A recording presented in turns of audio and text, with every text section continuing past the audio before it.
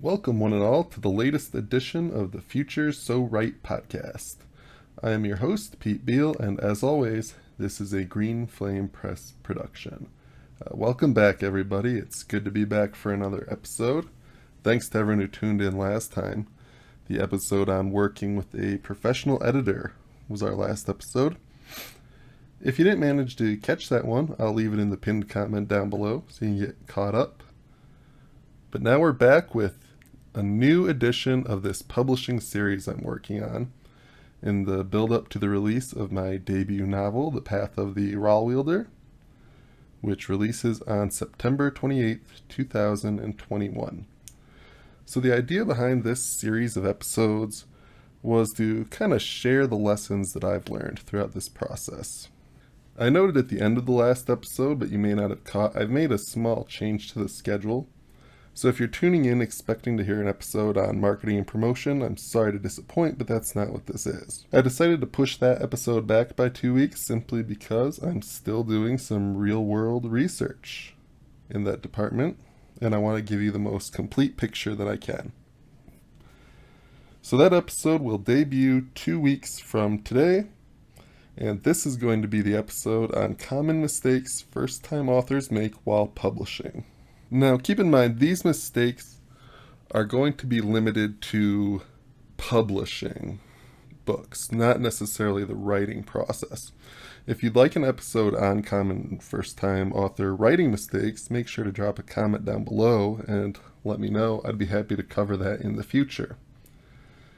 But this episode is geared toward publishing and the horrible, actually they're usually rather minor mistakes that we make while going through it. Don't worry. So if you've not yet published a book, this could hopefully be very helpful for you. If you have published a book, maybe you can take a listen, pat yourself on the back for not making any of these mistakes, or have a little chuckle at your own expense if you had, because I think most people, whether they like to admit it or not, are going to make mistakes while going through this process. So I'm just going to talk about a few of the more common ones today, and a few tips for avoiding them. So sit back, relax, and enjoy the show. So the first mistake I want to bring up is actually two different mistakes. And these two different mistakes are in ways diametrically opposed to each other. But I think we can lump them together. And what I mean is the mistake of doing either not enough or too much research on the publishing process while you're writing your book. This is a bit of a tightrope that we have to walk, isn't it? So when you're writing the book, your focus should mainly be on the writing. But if you're writing something with intent to publish, you need to familiarize yourself at least a little bit with the process. You need to know about things like self-pub versus traditional pub. What are you aiming for? If you're going to self-pub, how do you get that process started? If you're going to traditionally publish, what are the steps you need to take there? Now, there are a lot of great resources out there to help you with that. If you want to stay up to date with one such resource, there is a subscribe button in the bottom right-hand corner. Feel free to hit that. And hopefully I can tell you everything you need to know, or at least a lot of it. So here's what happens to a lot of first-time authors. They finish the book, and then they say, now what? And so then they have to start their research from scratch after they finish their book, and that's a time-consuming process. There's a lot to learn about publishing, the publishing industry, how it works, how your book gets to consumers. It's not something you're going to learn overnight, or at least it's something you shouldn't learn overnight. If you think you've learned everything overnight, please hit the pause button. Now, as I said, you don't want to distract yourself too much from the writing process, but in all likelihood, you're not going to be writing all day, every single day, right? You're going to have breaks. You're going to have times when your mind needs a break from the creative process. And these are good times You can still be productive in your pursuing your dreams by doing this research while also giving your mind a little bit of a break from your writing, right? That's what I did while I was writing my first book, and it's what I would recommend for anyone. But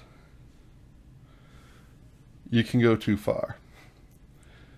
You can do what I would consider to be too much research. And what I mean by that is it's possible to turn yourself off of the publishing process before you give it a chance. There are a lot of resources out there and a lot of information that's going to tell you that you're not going to make any money publishing your books, and you're only going to lose money, and it's a really complicated process, and nobody's going to read your books, and it's really easy to get discouraged if you go too far down these rabbit holes. So do your basic level research while writing. But before you start doing your really deep dives, have at least your first draft finished, because then you've already done it. You've already completed the book. I was writing a book years ago, and I never finished it because I did a little bit too much research on the publishing process, and I discouraged myself. Now, would that book have been good? I don't know. I was actually looking at it, actually found the old drive where I kept it. I was looking at it a few weeks ago, and there's some stuff there that's not bad. There's some stuff there that's not very good either, but maybe I would have been able to make something out of it. And I could have become a published author maybe 5 years ago instead of a month from now. So, again, it's a tightrope. Not too little, not too much. Familiarize yourself with the types of publishing. I have episodes on that. Familiarize yourself with maybe some marketing tools that would be handy to learn. Tune in 2 weeks for those. Maybe study up a little bit on what it's like to work with a professional editor. Link in the pinned comment down below. And no, this whole episode is not just going to be an advertisement for my own podcast, but these are just things that you can study up on, give yourself an idea of what's ahead of you so that you don't finish your book and then say, now what? Because think about it, when you start out writing a book, there's so much work ahead of you, and it can be daunting. And you go through this whole process, and it's such an achievement. And if you've done no research, essentially what you're going to be doing when you finish that book is starting over from square one, knowing nothing. So why not give yourself just a little bit of a head start, do a little bit of that research beforehand. Again, don't go too far. Don't worry too much about publication before you have a book done, but be aware of what the process is like. This next mistake is pretty much going to be geared towards authors who are seeking to traditionally publish. And that mistake is just sending out mass submissions. I've seen quite a few posts by authors saying, oh, I have 75 submissions out and I haven't gotten a response. And that always boggles the mind a little bit. I've heard of people, for example, submitting poetry collections to publishers that exclusively publish thrillers or exclusively publish fantasy. If you're going to submit your manuscript to publishers or literary agents, make sure you're doing your research and sending these to the correct publishing houses or literary agents. Different people handle different genres. They're looking for different books. When you do submit, make sure you're following the directions. They're going to have directions on their website of exactly how they want the submission submitted to them. Do they want a synopsis? Do they want a first chapter? Do they want a whole manuscript? A certain number of pages? Do they want those pages formatted in a certain way? Make sure you're reading the directions very carefully and following them to a T, because as sad as it is to say, just by doing that, you're going to give yourself a better chance, because there are so many people out there that don't do this. Make sure you're following their guidelines very carefully. It's going to be that one small thing that could just help you stand out just a little bit more. One of the most common mistakes that I see about the publishing process, and I see a lot of people make this, is they don't market their work. Once again, obligatory reminder to come back in 2 weeks. And listen, marketing and promotion is not an exact science. I certainly don't proclaim to know everything. And if you come back for that episode, you will hear in great detail about how I don't know everything. But you have to put in the effort. I've seen quite a few authors over the years that they go out to social media and they post, why is nobody buying my book? I've had it for sale for 6 months and I've only sold 2 copies. Now, inevitably, somebody will come in and ask, well, what are you doing to market it? And they'll say, nothing. So, who have you told that it exists? Nobody. So, if nobody knows your book exists, nobody's going to buy your book. Listen, as an author, most of us probably aren't all that crazy about the idea of marketing our books. I know I'm not, because it's not really something that plays into the typical writer's personality, I don't think. It, again, it's not an exact science, and I'm not going to sit here and tell you, do this, and this, and you're going to sell so many books you won't even believe it. I can't do that. But what I can tell you is, if you don't put any effort into marketing and promoting your work, you're not going to sell your work. So I would just stress, do a little research about book promotion, start thinking early, what's the best way that I could potentially go about marketing this particular story? You don't have to have the exact plan down while you're writing, but it's something that should be a little bit in the back of your mind.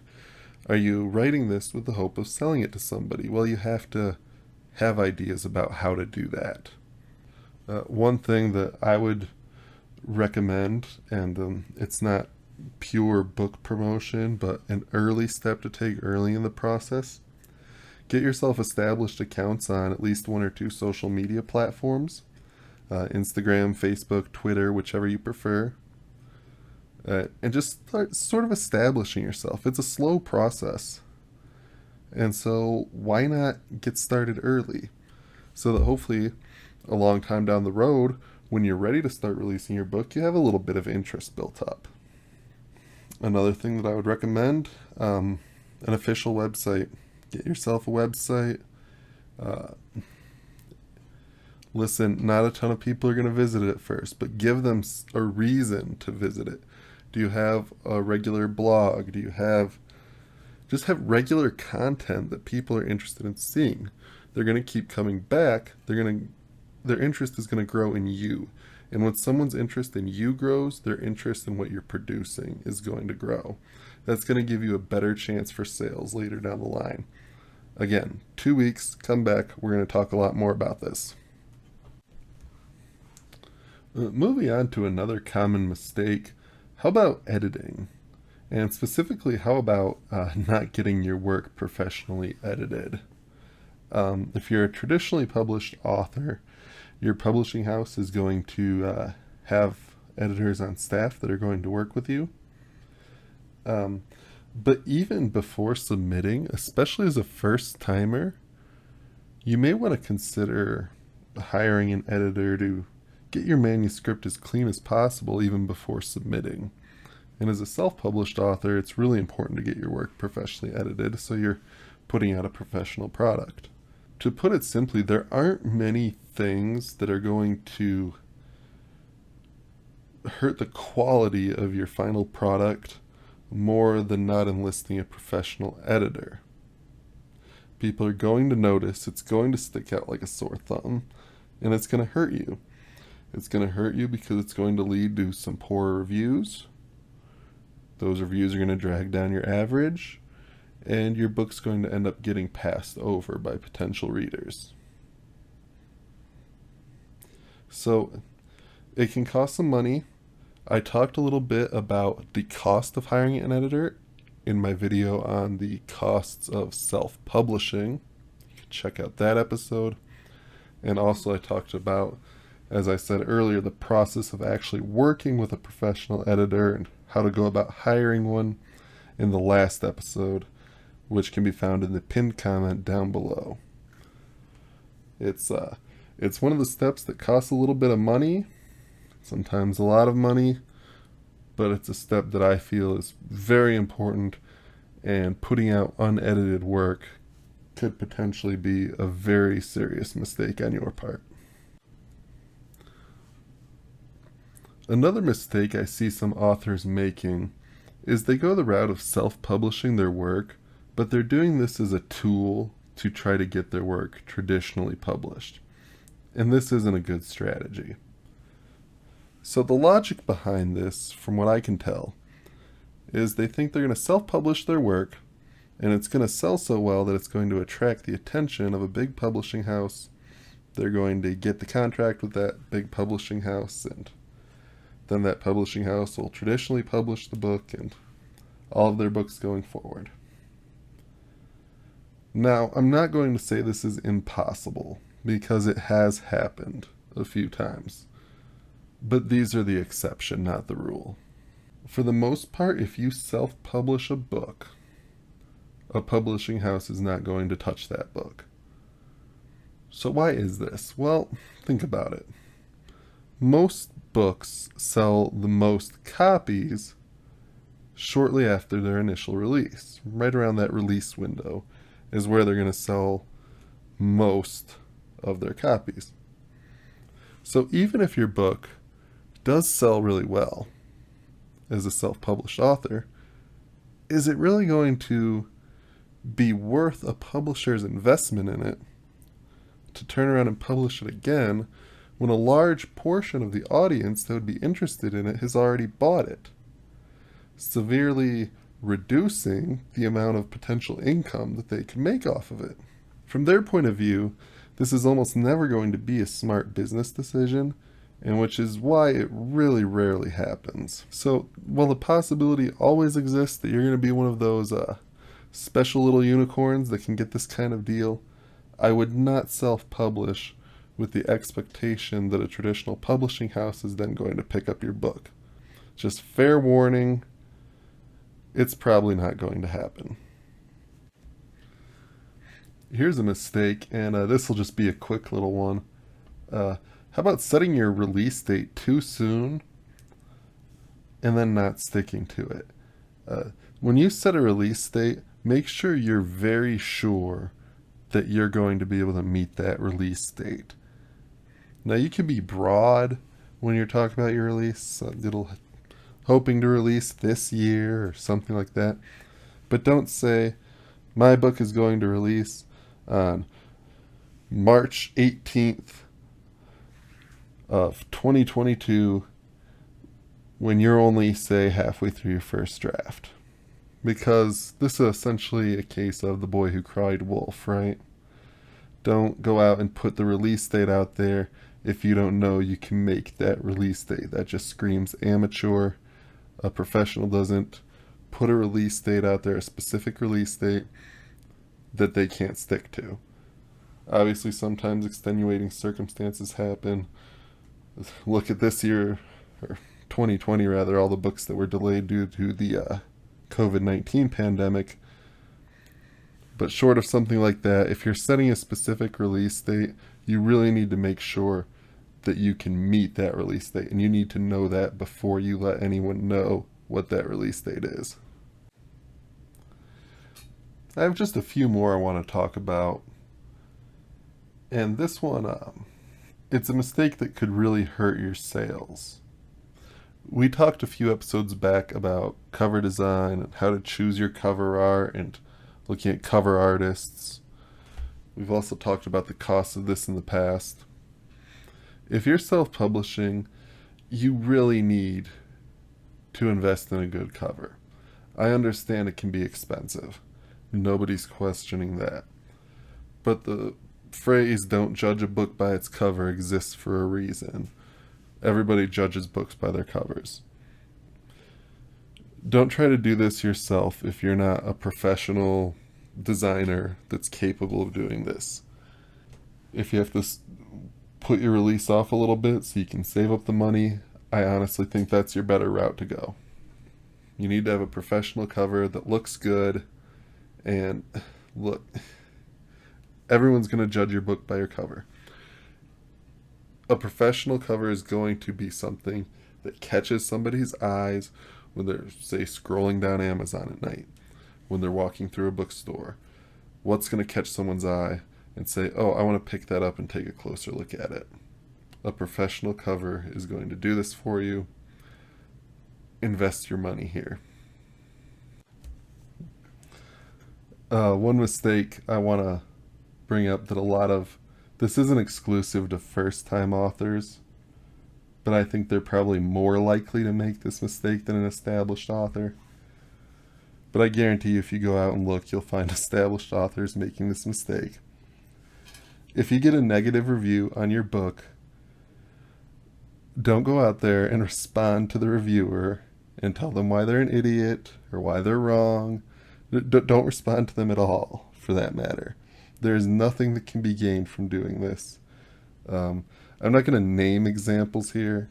If you want to go out and Google this for yourself, you won't have a hard time finding examples of authors who have just made utter fools of themselves online, going out there and arguing with reviewers. There's no potential outcome of that scenario where you end up looking better. You just look like a whiny child. If someone doesn't like their book, you might not like the review. That doesn't mean the review is not valid. And on to the next one, guys. All right. Do not argue with book reviewers online. Don't do it. Don't do it. Don't do it. There was an author, again, I'm not going to name names, wrote a very high-profile book, sold very well, went online and started tweeting and complaining about people that gave their book 4 stars instead of 5, and it went about as well as you would expect. And then doubled down and proceeded to call everyone who disagreed with them idiots and all sorts of wonderful things, and it came out of it looking very bad. Don't do this to yourself. Don't put yourself in this situation. If you get a bad review, move on with your life. There's nothing to be gained from responding to it. Do not do this. I forbid you from doing this. Okay, I wasn't going to spend any more time on this topic, but then I went down a bit of a rabbit hole, and now we're going to have a little bit of fun. I just thought I would read to you some examples of authors reacting very poorly to bad reviews. This is unbelievable. Some very high-profile authors. I'm not going to name these people. If you're really curious, I'm sure you can find it rather easily on Google. But I'm going to read a few of these and see if you can identify why doing this is a very bad idea. So this author got apparently a review they didn't like from another author. So then this author took one of the reviewer's books out into their yard and shot it with a gun, and then mailed the author the pieces of the shot up book. And then apparently did an interview with The Guardian, bragging about how proud they were about shooting this other person's book. So, maybe don't do that. Let's see what else have we got here. I've got to be honest, I didn't think I was going to laugh as hard at these as I am, but just think about I'm laughing at these people. Do you want people laughing at you for these reasons? Do you want to be looked at as this petty, immature person that can't handle criticism. This person hit back at a few different book reviewers. I think of the three of them as the Three Stooges, Larry, Curly, and Moe. It must gall them a bit that everyone, even them, is talking about me. So again, how does that look to you? Does this look professional? It doesn't look professional to me. Is this another one by this person? Oh my goodness. Oh dear. This person needs to stop reading reviews. Oh man. He approached the reviewer at a literary party. This is what he said. I've waited 2 years for this. You spat on my book. And then he spat on the reviewer. He then bragged about it. Oh, wow. So, I'm not going to name this person. Maybe Google this one so you know not to write this person a bad review. Here's one that's simple and to the point. Reviewer is a creep and a wretch. Oh yeah, and a fat arse. So, very, very mature. I'm just picking out the ones that don't have a lot of personal information, because I'm not here to bash anyone, but I want to give you an idea of how this ends up making you look. My goodness, some people just need to not read the reviews. Oh wow, here's one. Author got a bad review, went on a Twitter rant, made numerous posts including sharing the reviewer's phone number and email address, and inviting their fans to tell them what you think of snarky critics. Definitely don't do that. That is just awful. Don't do that. So again, this was sort of a improvised segment. I had a little bit of fun with it. I hope you did too. But remember, if you laughed at any point, if you thought, oh my gosh, what was that person thinking? That's just reinforcement why you really should not behave this way. Act like a professional. You don't have to like everything that everyone says about your book, but engaging in arguments online is just plain stupid. Don't do it. So I want to wrap this up here, and I wasn't really planning for this to be a really long episode because I don't like investing really long episodes into the negative things. But to me, this next topic or range of topics that I'm going to discuss can be one of the worst mistakes you can make. To put it simply, don't get discouraged easily.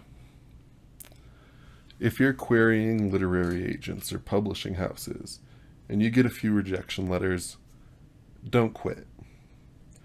Your story wasn't right for that person at that time. That doesn't mean you have a bad book. Stephen King, one of the most successful authors of all time, has a really famous story he tells. He was a young man. He had a nail in his wall of his bedroom, and he would put up the rejection slips that he would get from publishers. He would stick them to that nail in the wall, and he kept doing that until the nail fell out of the wall, and then he went and he bought a bigger nail. It's not going to happen overnight, guys.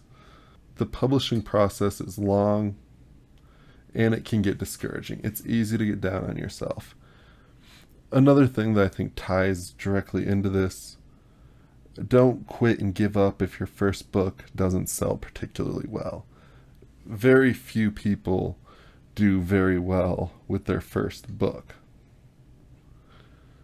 The fact is that if you really want to find long-term success, the best path to doing that is releasing multiple books and over time building that following. If someone finds you and you've only got one book out, they might not be inclined to take a chance on you, but say you have 4, 5, 6 books, one of your books catches their eye and they look you up and they say, oh, they have all these books. Maybe they go back, they buy your first one, they like it, and then they buy all of them. More likely than not, your first book probably isn't going to be a huge commercial success. that doesn't mean you should give up, and it doesn't mean you should quit. Heck, you could put out 1, 2, 3 books. Maybe they all sell a dozen copies at most. And you just never know when that success is going to find you. If this is something you're passionate about doing, if this is something you love doing it, do it for that reason. And in time, hopefully that commercial success will come to you.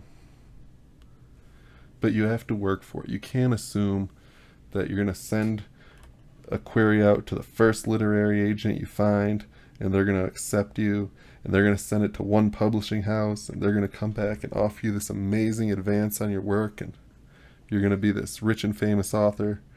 That's not how it's going to go down, in all likelihood.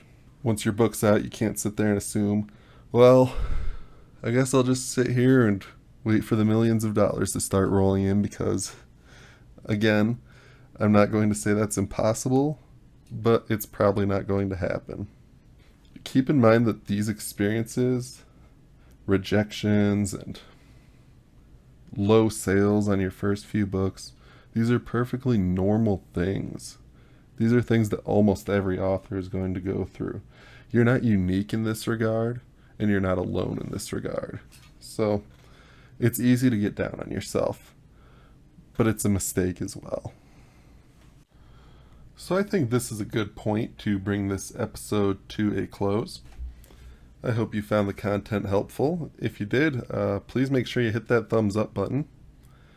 There's also a little red box in the corner where you can subscribe if you'd like to hear future content on writing, the writing process, and publishing.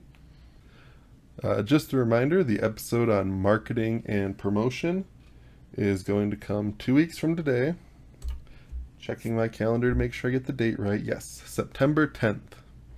That's going to be the episode on marketing and promotion. I do hope you come back and enjoy that one as well. Also, if you are subscribed to my YouTube channel, you may be getting a little bit of a bonus video coming up very soon. I might even be showing my ugly mug on camera for this one. So if you're interested in that, and if that didn't scare you away, make sure you're subscribed. I'm always looking for questions, comments, feedback for the podcast. My website is petebeal.com. It's linked down in the description below. I have a form you can fill out if you'd like to reach out, ask a question, make a comment, have anything you'd like me to read on the podcast. I'm happy to do so.